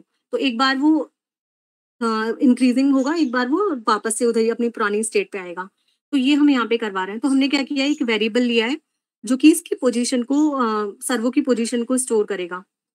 POS हमने क्या किया, उसको इनिशियलाइज कर दिया 0 पे। अब वही हमारे 2 फंक्शंस होंगे, सेटअप एंड लूप। सेटअप में हम क्या करेंगे, माई सर्वो डॉट अटैच, जैसे हमने वहां पर क्या किया था, वहां पर बताया था कि कौन सी पिन पे हमारा क्या कनेक्ट है और वो हम किस मोड में यूज कर रहे हैं। तो वही चीज यहाँ पर है, यहाँ पर हम बता रहे हैं कि हमारा जो सर्वो है वो कौन सी पिन से कनेक्ट है। तो यहाँ पे हमने क्या किया, माई सर्वो डॉट अटैच, उसको हमने किस पिन से कनेक्ट किया है, 9 पिन से। अब से ये तो हमारा इसका पार्ट हो गया डिक्लेरेशन वाला कंप्लीट। अब सेकंड हमारा थर्ड आता है लूप पार्ट। लूप पार्ट में हम क्या करेंगे, वही कि हम लूप लगाएंगे, फॉर लूप। अब वो क्या करेगा कि 0 से 180 डिग्री तक जाएगा, +1 मतलब 1 डिग्री के 180 डिग्री के स्टेप में। एंड देन यहाँ पर जैसे हमने वहाँ पे डिजिटल राइट किया था, डिजिटल राइट का मतलब कि हम उसको कुछ वोल्टेज दे रहे थे उस पे। तो यहाँ पर भी हम यही देंगे कि ये क्या करेगा, ये इसको कुछ एंगल प्रोवाइड करेगा कि 0 है, तब वो उसको उसके थ्रू करस्पॉन्डिंग वो वर्क करेगा। सिमिलरली 180 डिग्री हो जाएगा तो वो काम करेगा। ऐसे ही यहाँ पर हमने कि कुछ डिले के बाद वो क्या करे, वापस से दोबारा से अपनी पुरानी स्टेट पे आए, और ऐसे ही करके ये लूप जो होगी वो हमारी चलती रहेगी कंटिन्यूअसली। तो यहाँ पर यही बता रहे हैं हम कि सबसे पहले हमने इसका ऑब्जेक्ट क्रिएट किया है, फिर हमने ये बताया कि कौन सी पिन से अपने सर्वो को हमने अटैच किया है, और फिर ये बताया है कि हमने किस तरह से हमारी पोजीशन को वो मूव कराएगा। ठीक है, तो अब हम इसका भी एक पार्ट देख लेते हैं। हम एक न्यू प्रोजेक्ट इसके लिए भी क्रिएट कर लेते हैं।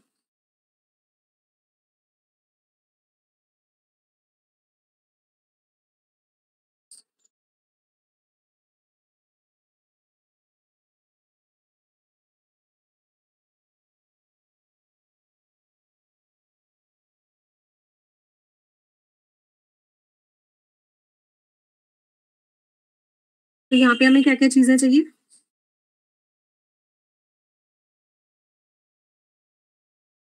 सेम आर्डिनो हम यू निकालेंगे यहाँ से।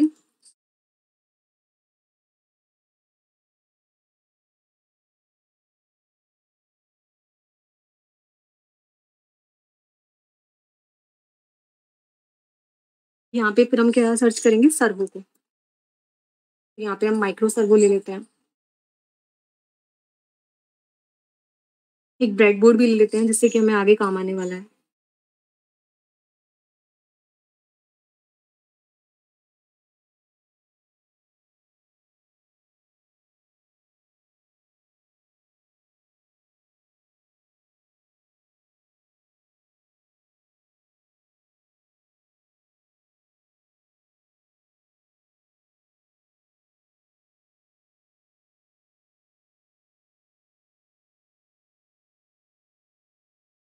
अब हम इसको पावर देंगे ब्रेड बोर्ड को, सिंपली यहाँ से हम इसको +5 वोल्ट दे देंगे।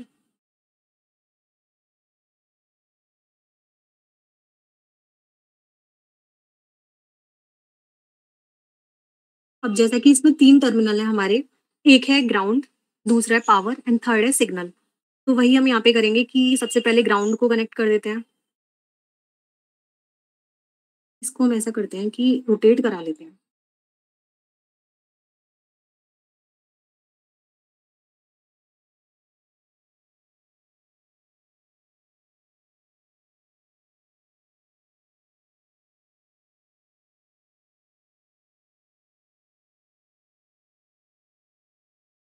इसको हम डायरेक्ट कनेक्ट कर,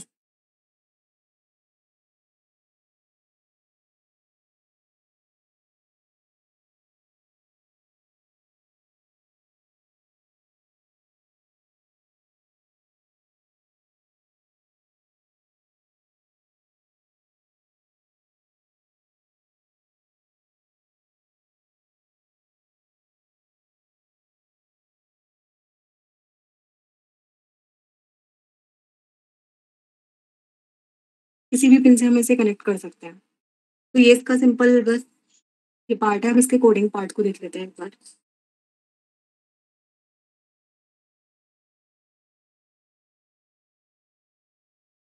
ये सब हमें हटा देते हैं क्योंकि इन सबका कोई काम नहीं है। सबसे पहले हमने जो बताया था कि सर्वो लाइब्रेरी को यहाँ पे हमें इंक्लूड कराना पड़ेगा अगर हमें यूज करना है अपने फंक्शन में। तो सबसे पहले हम यहाँ से इंक्लूड करा सकते हैं।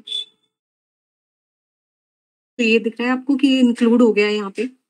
ठीक है, नेक्स्ट पार्ट हम क्या करेंगे कि एक ऑब्जेक्ट बनाएंगे इसके लिए। इसका माई सर्वो नाम का। अब जितने भी सर्वो लाइब्रेरीज में जितने भी फंक्शंस होंगे उन सबको ये एक्सेस कर सकता है।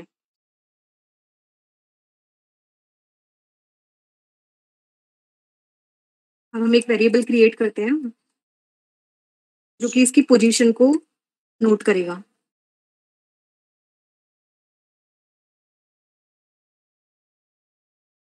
यहाँ पर हम सिंपली क्या करेंगे कि इसको बताएंगे कि हमने कौन सी पिन से अपने सर्वो को अटैच किया है। तो माई सर्वो डॉट अटैच हम यूज करेंगे।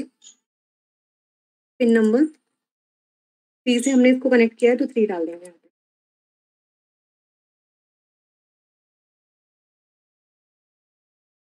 ब्लू पार्ट में अगर हम देखें पुराने वाले में तो हमें क्या करना है, सिंपली सबसे पहले हमें 0 से 180 डिग्री तक जाना है।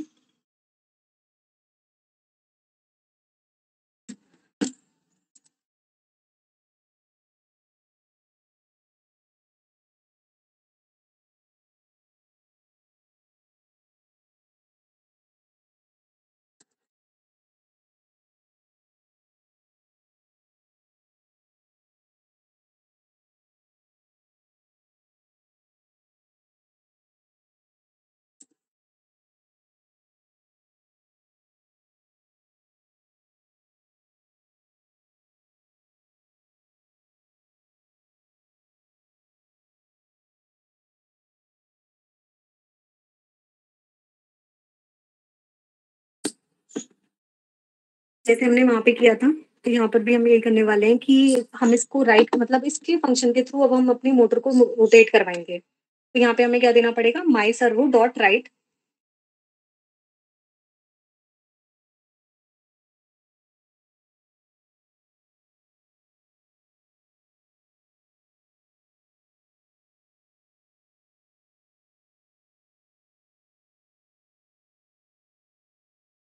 डिले हम यहाँ पर बहुत कम इसलिए दे रहे हैं, ये दिख रहा है 15 मिली सेकेंड इसलिए ही दे रहे हैं कि जिससे हमें कंटिन्यूअस मूवमेंट मिले अपनी मोटर का। अगर हम इसको बढ़ा देंगे तो वो बहुत धीरे धीरे मूव करेगा।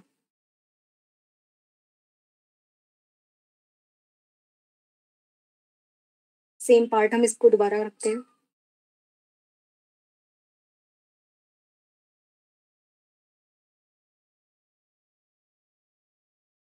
अब ये 180 डिग्री तक आ गया है, अब इसको वापस से हमें क्या करना पड़ेगा, 0 पे लाना पड़ेगा जिससे कि कंटिन्यूअस मूव करता रहे।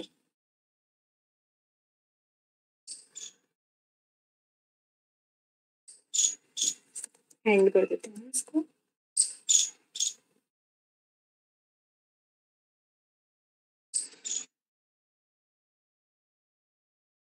वेट,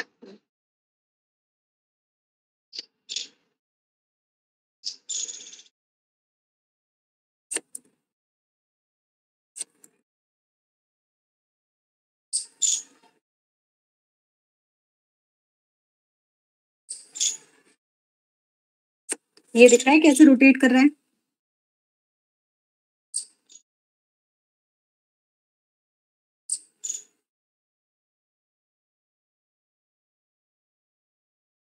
अब किसी को कोई डाउट हो इसमें तो वो पूछ सकता है प्लीज।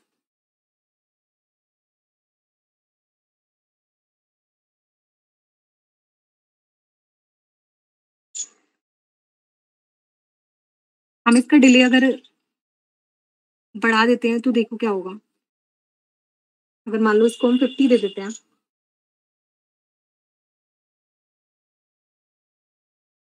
अब ये धीरे धीरे मूव करेगा।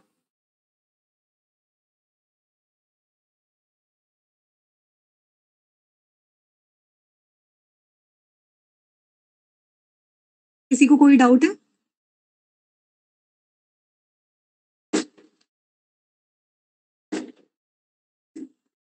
अब दीदी, आप इसकी लाइब्रेरी के बारे में थोड़ा-सा बता सकती हैं? मैं फर्स्ट ईयर में हूँ, तो मुझे अभी इस लाइब्रेरीज़ यूज़ करना नहीं आती हैं। लाइब्रेरीज जैसे तुमने सी पढ़ी है फर्स्ट ईयर में, जी। तो सी में हम क्या करवाते हैं, कोड लिखते हैं। मतलब जैसे मान एग्ज़ैक्टली आप लीजिए स्टार्टिंग मतलब फर्स्ट हम लाइन क्या लिखते हैं, जैसे मान लीजिए पहला ही प्रोग्राम अगर हम लिख रहे हैं तो उसका फर्स्ट लाइन क्या होती है सी में, #include stdio.h। stdio.h। तो उसका मतलब क्या होता है? वो एक हेडर फाइल्स होती हैं बेसिकली। उसमें क्या होता है कि वो स्टैंडर्ड इनपुट आउटपुट फाइल्स, यानी कि जब हम उसे इंक्लूड करा रहे हैं तभी उसके अंदर जो फंक्शंस होते हैं उन्हें तभी हम यूज कर सकते हैं, उससे पहले हम उसे यूज, तो जब हम उसे इंक्लूड कराते हैं उसके बाद ही हम उसके जो प्रिंट एफ फंक्शन है, जो स्कैन एफ है, तो ये सब हम तभी यूज कर पाते हैं। तो इसके अंदर जो आपने भी अच्छा सॉरी हाँ बताइए। ये जो अभी आपने ये जो सर्वो आपने लाइब्रेरी यूज़ की है, इसके अंदर हमें ये जो यूज़ करने के लिए हमें जो चीज़ें मिल रही हैं, इसके अलावा भी और भी चीज़ें मिलती हैं या हाँ, और भी होंगे फंक्शंस, तो जैसे कि बहुत सारे होते हैं, जैसे कि अगर सी में ही चले जाएँ तो math.h के हमारे पास बहुत सारे फंक्शंस होते हैं, जिसमें हमें एक्सपोनेंशियली भी कराएगा। तो यही चीज़ इसमें है, जैसे कि हमने myservo.write किया है, तो ये myservo तो ऑब्जेक्ट है, ये तो हमारा कुछ भी हो सकता है, लेकिन जो .write फंक्शन है ये सी का फंक्शन है। ये हम तभी यूज़ कर सकते हैं जब तक कि हम इसको इंक्लूड करवा रहे हैं। अगर हम इसे इंक्लूड नहीं करवाएँगे तो हमारे पास ये फंक्शंस जो होंगे वो एक्सेस नहीं हम कर पाएँगे। हुँ। तो हमें ये याद करने पड़ेंगे फिर इन सब के फंक्शन एक-एक करके। हाँ, मतलब ये कि ये तो जैसे अब हमने ये यूज़ किया तो अब हमें पता चल गया कि इसके ये भी फंक्शंस होते हैं। अच्छा, तो जब हम जैसे यूज़ करते जाते हैं वैसे-वैसे हमें पता चलते जाते हैं कि क्या-क्या फंक्शंस हैं। याद तो हम नहीं कर पाते इतनी सारी चीज़ें एक साथ, लेकिन वही है कि प्रैक्टिस से सब पता चल जाता है। Okay, thank you. हुँ, जी। और इसे ऐसे भी समझ सकते हो, जैसे नंदिनी ने बताया ना कि हम किसी भी फंक्शन को अगर हम कॉल करवाना चाहते हैं, अगर सोचो हमें सिर्फ कंप्यूटर को ये बताना होता कि हमें कोई स्टेटमेंट प्रिंट करना है, उसके लिए हमें बहुत बड़ा एक एल्गोरिदम पूरा लिखना पड़ता। हमने हेडर फाइल इंक्लूड करी तो ऑब्वियसली जैसे हम फंक्शन का नाम लिख देंगे, वो ऑटोमेटिकली जो एल्गोरिदम लिखा होगा वो खुद अपने हिसाब से वो ढूंढ के सेटल कर देगा, और हमारे लिए वो काम हो जाएगा बहुत सिंपली। और सिर्फ इतना ही नहीं कि सिर्फ सर्वो डॉट अटैच या सर्वो डॉट राइट ही फंक्शन होता है, एक अटैच्ड भी फंक्शन होता है, ATTACHED। एक डिटैच भी फंक्शन होता है, इसमें सर्वो डॉट डिटैच। एक राइट माइक्रो सेकंड का भी फंक्शन होता है, और सर्वो रीड का भी फंक्शन होता है, लेकिन वो नॉर्मली इन सर्वो पे काम नहीं करता, उसके लिए स्पेशल काइंड ऑफ सर्वोस भी आती है। वैसे काफ़ी सारे फंक्शंस हैं। अगर तुम कभी इसके बारे में पता करना चाहो ना, तो एक arduino.cc एक वेबसाइट है, उसके ना रेफरेंस पेजेस हैं, वहाँ पे जितनी भी ये लाइब्रेरीज हैं या फिर इनके अंदर कौन से फंक्शंस होते हैं, सब उसके अंदर मिल जाता है। तो एक बार उसे विजिट ज़रूर करना, और आर्डिनो के बारे में बिल्कुल शुरुआत से लेके अंत तक, क्योंकि ये सब ओपन सोर्स है, तो सब तुम्हें इंटरनेट पे मिल जाएगा। इसे खुद से भी एक्सप्लोर करना। ओके। ओके, थैंक यू भाई। एक बार आप वेबसाइट फिर से बता दीजिए या मैं चैट में लिख दीजिए या फिर ओके, arduino.cc मैं चैट में लिख देता हूँ। Okay, thank you.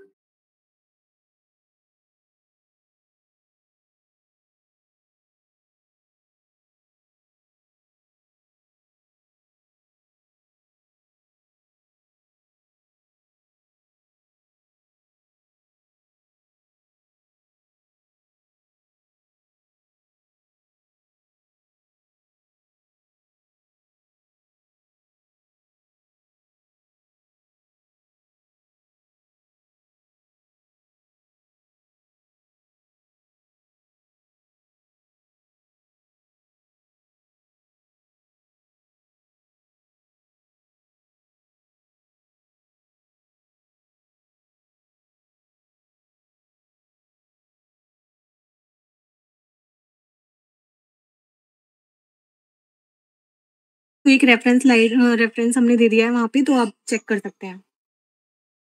लिंक है, you can check.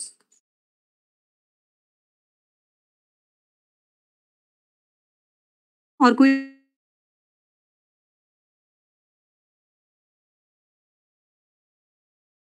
Let's wrap up this session now.